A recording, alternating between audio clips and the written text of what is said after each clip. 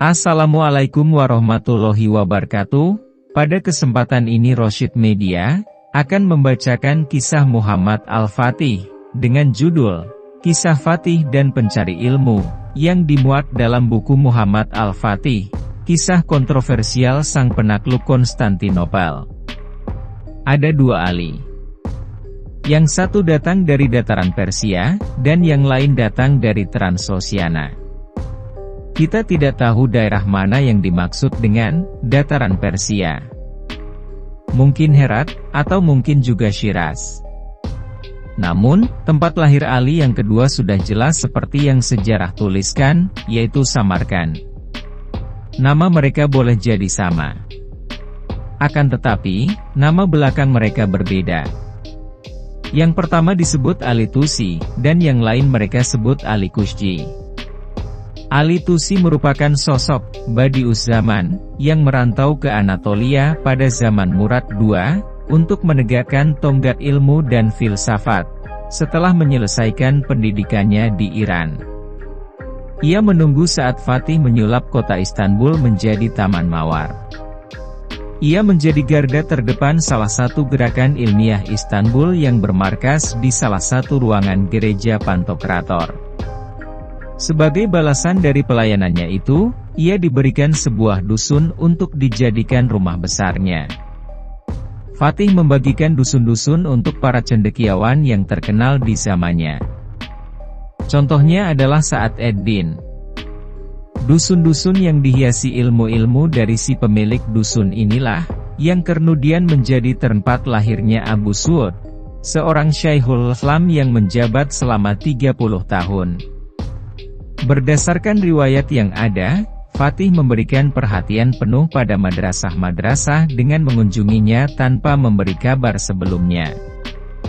Suatu hari, tibalah waktunya mengunjungi madrasah Ali Tusi. Ia pergi bersama Patih Mahmud Pasha, yang juga seorang cendekiawan. Mereka mengikuti pelajaran Tusi. Tusi menyampaikan permata-permata ilmu dari karya-karya Jurjani dengan cakap. Fatih yang memang memiliki dasar pemahaman mengenai bab yang tengah diajarkan, itu pun menyukai cara Tusi mengajarkannya. Segera saja ia memakaikan kaftan khusus, dan memberikan beberapa hadiah kepada sang guru. Fatih bergelut dalam dunianya sendiri, yang bergejolak bagai lautan. Ia mulai terpesona dengan cara mengajar sang guru. Ia mengajak orang-orang di sekitarnya untuk mengingat kembali perdebatan Ghazali dan Ibn Rushd di Cordoba yang telah lama hilang dan hampir dilupakan sejarah. Dia melihat sekeliling sambil berpikir, adakah yang mampu menghidupkan kembali perdebatan kuno, yang tengah lama menanti pangeran berkuda putihnya itu. Semua orang sependapat bahwa sosok yang mampu menjawab tantangan itu adalah Hoxhazade dan Ali Tusi. Keduanya lalu diberikan tugas yang sama, yaitu membandingkan dan mengupas tuntas ketidaksesuaian perdebatan antara Ghazali dan Ibn Rushd. Hoxhazade mampu menyelesaikan tugas ini dalam waktu hanya 4 bulan, sementara Ali Tusi dalam waktu 6 bulan. Karya keduanya disajikan ke hadapan Sultan Fatih. Ia pun kemudian mengirimkan karya-karya tersebut kepada Dewan Juri yang dibentuknya, yang terdiri atas para ilmuwan dan cendekiawan. Keputusan Dewan Juri akhirnya diumumkan, hasilnya seperti perkiraan semua orang, karya milik Hoxhazade jauh lebih berkesan. Namun, Fatih tahu bahwa hati para ilmuwan itu sangat halus, mudah terluka. Oleh karena itu, hadiah sebesar 10.000 akçe dibagi sama rata untuk keduanya, seolah-olah mereka berdua sama-sama memenangi perlombaan. Karena karya Hoxhazade dianggap lebih baik, Sultan Fatih menambahkan hadiah berupa seekor keledai unggulan. Di zaman itu, keledai adalah tunggangan yang cukup mahal. Jika saja Fatih tahu bahwa penambahan hadiah itu berarti meredupkan petualangan Tusi di Utsmaniyah, mungkin dia akan mencari cara lain untuk menjaga hati Tusi. Namun, nasi telah menjadi bubur, hati Ali Tusi terlanjur hancur. Dia pun meninggalkan dusun mulia yang selama ini diamanahkan kepadanya, dan pergi menuju Tabriz. Sementara itu, ahli yang lain di Tabriz, yaitu ahli Quscu, meminta izin kepada Uzun Hasan untuk bisa menempuh perjalanan ke Istanbul. Dalam perjalanan, kedua ahli itu pun bertemu. "Kemana tujuanmu?" tanya Tusi kepada Quscu. "Istanbul," jawab Quscu. Kontan, bayangan Fatih dan antek-anteknya terlintas di kepala Tusi. Lah sebenarnya hendak mengatakan, urusanmu sulit. Namun, ia urungkan niat itu, dengan mengatakan, kau akan menemani seseorang cendekiawan bergelar Hochazade di sana.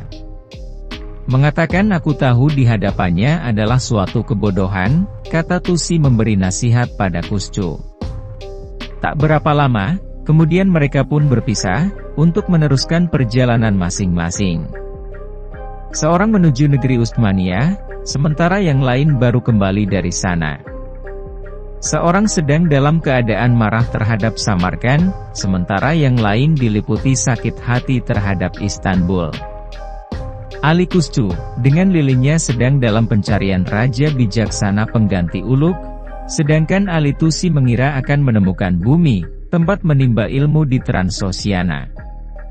Air mengalir dengan deras di bawah jembatan. Transoxiana kehilangan darah, Istanbullah yang memompanya. Dan sekarang, Ali Quscu pun telah keluar dari sarangnya. Ali Quscu meninggalkan kampung halaman, sementara Ali Tusi tengah kembali pulang ke tanah airnya. Meski begitu, Tusi kembali tanpa menemukan ladang ilmu yang ia cari. Istanbul telah menorehkan luka kepadanya. Padahal, siapapun yang datang, dan kembali dari kota itu, paling tidak, akan mengenang dan membawa kenangan itu, seperti membawa patung bercahaya kemanapun ia pergi. Dalam perjalanan kembali ke Anatolia, Tusi juga sempat bertemu di Tabriz dengan seorang syekh yang telah dia kenal sebelumnya. Sang syekh mengajaknya berbincang sejenak di tepi sungai. Di tengah perbincangan, syekh itu meminta izin untuk pergi sebentar, meninggalkan Tusi sendiri di tepi sungai itu. Tusi pun larut dalam lamunan. Entah sejauh apa ia akan melamun jika sang syekh tidak datang. Syekh itu menanyakan apakah gerangan yang Tusi pikirkan, negeri Roma, jawab Tusi. Pujian yang tak henti-henti, kedudukan, kekuasaan, dan emas yang melimpah ruah dalam genggamanku, sungguh, aku tak mampu melupakan perasaan itu, semuanya terus membayangiku dan enggan keluar dari kepalaku. Tiap kali mencoba melupakannya, hal itu hanya akan memekarkan kuncup-kuncup rasa sakit dalam hatiku, dan baru saja telah kupaksa diriku menghapus bayang-bayang itu dari otakku. Berdasarkan riwayat, sejak saat itu Ali Tusi mengabdikan hidupnya kepada Syekh Ubaidillah Ahrar, dari tarekat Naqsyabandiyah. Ia bersihkan dirinya dengan air dari tangan beliau. Ia benahi hatinya di akhir hidupnya. Yang menarik, Syekh Ubaidillah tahu persis perihal penaklukan Istanbul oleh Sultan Fatih. Beliau juga menjadi salah seorang cendekiawan yang membantu penaklukan itu secara maknawiyah. Sementara itu, yang terjadi pada Ali Quscu cukup mengherankan. Yang menyambut kedatangannya di Uskudar adalah orang yang sama yang menjadi penyebab kepergian Ali Tusi, yang tak lain dan tak bukan adalah Hochazade. Awalnya memang sempat terjadi debat kecil di antara mereka, selanjutnya, mereka justru menjalin kerjasama yang berujung keakraban seperti dua saudara. Selama di Istanbul, Ali Quscu bersama dengan Sultan Fatih yang juga haus dengan pengetahuan, dan cinta ilmu mengabdikan hidupnya, demi membangun dasar budaya keilmuan Utsmaniyah. Dia menyumbang peluh dan jerih payah dalam proyek pembangunan Istanbul. Dia menerjemahkan karya-karya terbaik untuk Sultan Fatih. Hingga pada suatu hari, datanglah Israel mengunjunginya, sahabat Ayub Sultan menjadi imam pada sholat jenazahnya. Kisah para Ali yang datang dan pergi ini setidaknya telah memberi kita gambaran lebih tentang proyek Istanbul, yang tengah digarap oleh Sultan Fatih, beserta langkah-langkah pembangunan peradabannya. Para lelaki ini adalah sosok yang membawa peradaban dari Samarkand, Bukhara, Maraga di Asia Tengah, Tabriz di Anatolia, hingga jauh ke negeri Roma. Mereka seolah tertarik oleh sebuah magnet tak terlihat yang tak lain adalah sang kutub zaman. Apakah hanya mereka? Tentu tidak. Ada Musa Nifek dari Kairo, kemudian ada juga seorang alili pembuat medali asal Venesia, Italia, Costanzo de Ferrara. Mereka termasuk segelintir cendekiawan yang datang karena tertarik magnet peradaban ini. Siapa yang tak kenal Gentile Bellini, seorang pelukis yang mengawali lukisan Iskandaria, yang kemudian diselesaikan saudaranya Giovanni. Sebagai penghargaan, Sultan Fatih menghadiahkan kalung untuknya. Betapa bangga Bellini, mendapat perhatian begitu besar dari sang sultan, hingga dia melukis dirinya, tengah mengenakan liontin itu. Dia mencoba mengenang Sultan Fatih, bukan dengan lukisan Fatih yang terkenal sepanjang sejarah, namun mengabdikannya dengan lukisan liontin itu. Ketika terjadi perang antara Utsmaniyah dan Eropa, strategi perang serta pengaruh hubungan kebudayaan semakin meningkat. Tanggapan bahwa adanya pemisah antara budaya Timur dan Barat sama sekali tidak benar, buktinya adalah apa yang dilakukan keduanya de Ferrara dari Italia, dan Bahzad yang seorang Iran. Keduanya adalah seniman. Mereka menantang satu sama lain, untuk membuat suatu karya dengan objek yang sama. De Ferrara memulainya dengan melukis seorang juru tulis di Istanbul yang sedang menulis, sementara Bahzad menjawab tantangan itu, dengan melukis juru tulis itu tadi, namun kali ini diubah dari seorang penulis menjadi pembuat miniatur. Jika melihat kedua hasil lukisan itu, Anda tidak akan dapat membedakan mana budaya Timur yang mana budaya Barat. Kedua lukisan itu seakan-akan membuat dua dunia melebur jadi satu. Begitulah zaman ketika Sultan Fatih hidup, penuh dengan konflik. Perang yang paling keji sekalipun mampu dia didihkan, dengan kekayaan wawasan budaya dalam satu zaman. Dialah yang menimba ilmu di ruangan yang sama, bersama tirani masa depan bermata gelap Dracula. Tubuhnya yang lemah karena dialah juga yang bergaya di hadapan pelukis ternama Bellini. Namun, tak semestinya Kisvili ini terhenti di sini. Bagi yang wawasannya luas, logikalah yang membuat Fatih berada di posisi sulit di antara kepemimpinan, dan perlindungan terhadap pengetahuan dan seni. Bukan agar terlihat hebat di mata Uni Eropa, bukan juga semata untuk memuaskan hasrat pribadinya terhadap kesenian dan pengetahuan. Bukan itu yang diinginkan, dia melakukan semua ini untuk tujuan yang jauh lebih mulia, jauh lebih tinggi. Memang, sikapnya yang selalu berpikiran luas itulah yang membuatnya menjadi seorang Fatih atau sang penakluk. Bukan untuk pamer, melainkan untuk menghasilkan suatu pemikiran yang mampu merasuk ke dalam tiap sendi-sendi sejarah.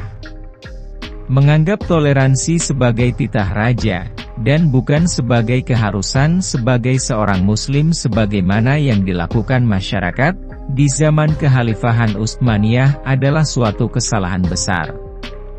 Tentu saja dengan pengecualian untuk Sultan Fatih, yang ada dalam dirinya tumbuh subur benih-benih keunggulan yang membuatnya berbeda dengan sultan-sultan lain. Sebenarnya semua ini, tidaklah membuat Fatih menjadi agung atau mulia, tetapi justru malah membuat dirinya kecil, keluar dari norma-norma tradisi, dan berujung kepada kehancuran. Sebaliknya, di tengah usahanya melakukan ekspansi ke daratan Eropa, Sultan Fatih dibesarkan dengan tradisi Islam, dan memosisikan dirinya juga dalam ranah Islami. Jadi bukanlah sebuah pengecualian, apalagi tidak sedikit pun tersirat tujuan rendah sekedar untuk merapikan dasi, dan terlihat baik di mata orang lain. Dia adalah ruh penakluk yang sama, yang melancarkan eksekusi proyek penaklukan Laut Hitam, langkah demi langkah. Begitu pula ketika meminta pendeta Gennadios untuk menuliskan kitab akidah agama Kristen ke dalam bahasa Turki. Atau ketika bertemu dengan pendeta Kudus meski bukan atas kehendaknya sendiri. Ketika mengeluarkan dekrit toleransi untuk para Fransiskan. Dia pula yang menyusun rencana di atas rencana Konstantiniah, bukan yang lain.